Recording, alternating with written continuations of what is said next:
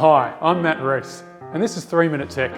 These are the videos where we answer your strategic financial planning questions without any of that technical jargon. It's simple, easy to understand language, and we hope you enjoy it. Today we'll be covering off on self-managed super funds, or SMSFs for short. Now there's been a recent change that are enabling more people to get into a self-managed super fund. What does it mean, and what are the advantages? Well, we'll talk about that today. So what is a self-managed super fund? Well, self-managed super fund is just a different type of fund. You have industry funds, you have retail funds, and you have a self-managed super fund. Now, the biggest advantage of a self-managed super fund is you, as the member, are also the trustees of the fund. So you control how it is administered, how it's managed, and equally how it's invested. So it has some fantastic opportunities. Now, up until today, the only maximum amount of members you could have was 4 people, which unfortunately had some detriments for bigger families. So how many members can a self-managed super fund have? Well, a self-managed super fund, up until recently, could only have 4 members.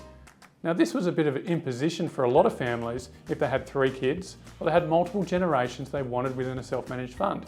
Pleasingly, they've announced this is extending up to 6 members, and this has been legislated. This has taken a long amount of time to get legislated because it was initially promised in the 2019 budget, but pleasingly, it's finally been enacted. So what are some of the benefits of having 6 members within a self-managed super fund? Well, a self-managed super fund is the only investment structure within superannuation where you can pool the capital. This means if you have 6 people within the fund, you're pooling 6 members of capital into a single fund. This can enable you to invest in larger assets. Think about commercial property or a farm. In addition, it enables you to start planning about succession. What's going to happen to the wealth? How can you incorporate the younger generation in some of the planning for their retirement? So what are some of the disadvantages of having 6 members within an SMSF? Well, unfortunately, there can be differing investment objectives. Think about someone who's retired versus someone who's still accumulating, and that's important. Equally, there's different estate planning objectives about who gets your benefit when you pass away. And lastly, what happens with an exit strategy? More members in the fund can make it more difficult to leave at any given time. So in today's case study, we have Otis and Ruby.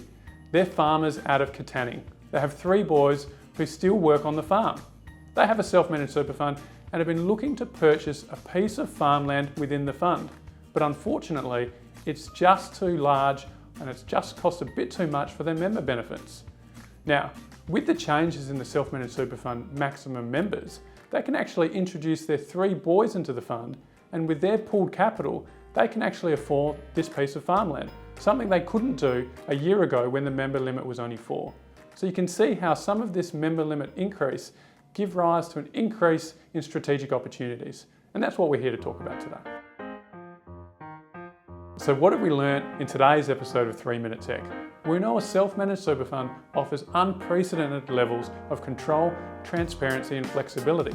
And a 6-member fund enables more strategic opportunities. You can get more capital together, which provides greater economies of scale and greater cost savings. Is it for everyone?